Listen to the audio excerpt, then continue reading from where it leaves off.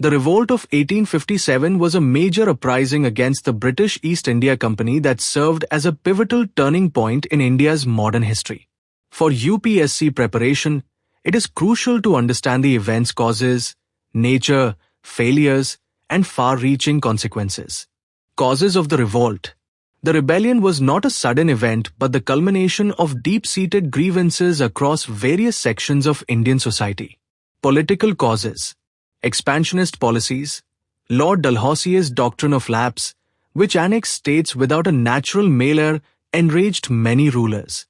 States such as Satara, 1848, Jhansi, 1853, and Nagpur, 1854, were seized under this policy. Annexation of Awadh. In 1856, Awadh was annexed on the pretext of misgovernance, causing widespread resentment among displaced nobles, officials, and soldiers. Disrespect towards rulers. The British disrespected the Mughal and Maratha rulers. Lord Canning announced that Bahadur Shah Zafar would be the last Mughal emperor, humiliating the dynasty. Economic causes. Exploitation and drain of wealth.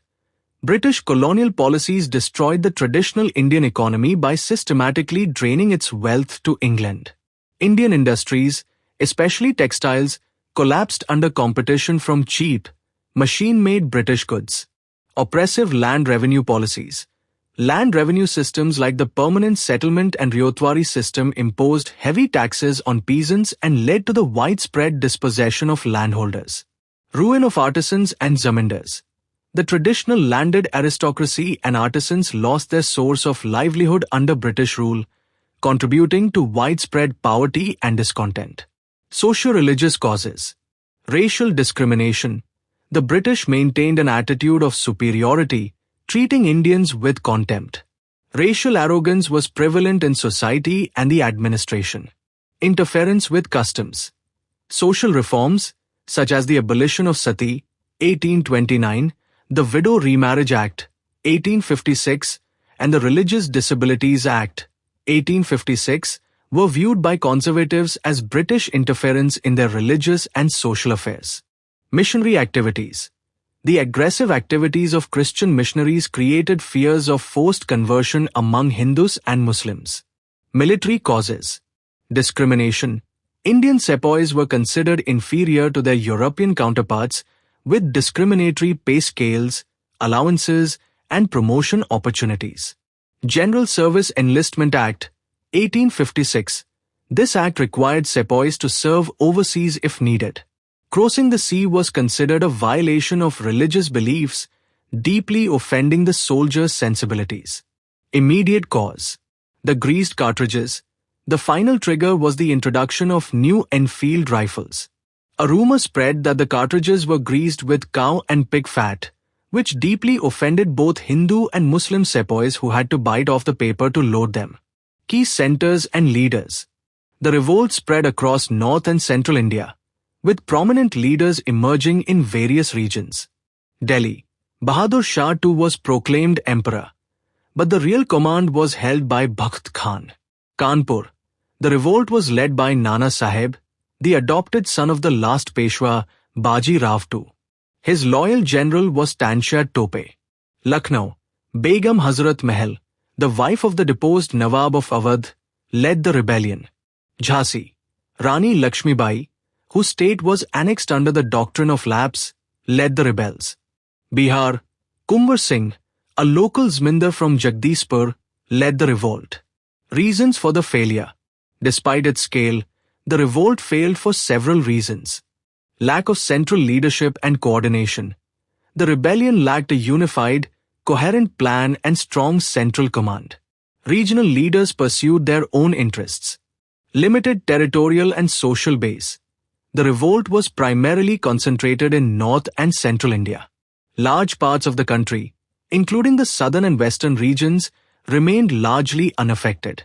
The educated Indian middle class and many Indian rulers remained loyal to the British. Superior British resources. The British had superior military technology, better organized forces, and financial stability. They also effectively used the telegraph system and railways to crush the rebellion. Lack of a forward-looking program. The rebels were primarily motivated by immediate grievances and feudal loyalties, lacking a clear, unified vision for a future independent India. Consequences of the revolt. The revolt of 1857 permanently altered the nature of British rule in India. End of company rule. The Government of India Act of 1858 abolished the East India Company and transferred power directly to the British Crown. Creation of the Viceroy. The Governor-General of India was now designated as the Viceroy, acting as the Crown's direct representative. Changes in policy. The Crown's proclamation of 1858 promised non-interference in Indian religious practices and announced an end to the policy of annexations, including the Doctrine of Lapse. Divide and rule policy. The British began to actively pursue a policy of divide and rule by deepening communal tensions and favoring certain groups in the army and administration. Military reorganization.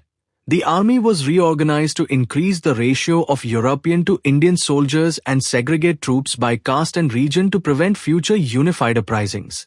Legacy of nationalism. Though the revolt was crushed, it fostered a sense of Indian nationalism and served as a major source of inspiration for the later freedom struggle. Nature of the revolt. Diverse interpretations. Historians have debated the nature of the revolt. British historians, figures like Sir John Lawrence and Seeley, often dismissed it as a sepoy mutiny or a minor military affair. V.D. Savarkar, in his book The Indian War of Independence, he described it as a planned war of national independence, highlighting the patriotic motives. R.C. Majumdar, he argued that it was neither first nor national, nor a war of independence, pointing to the limited regional scope and the self-interested motives of the leaders. S.N. Sen, he took a nuanced view, stating that what began as a fight for religion eventually ended as a war of independence.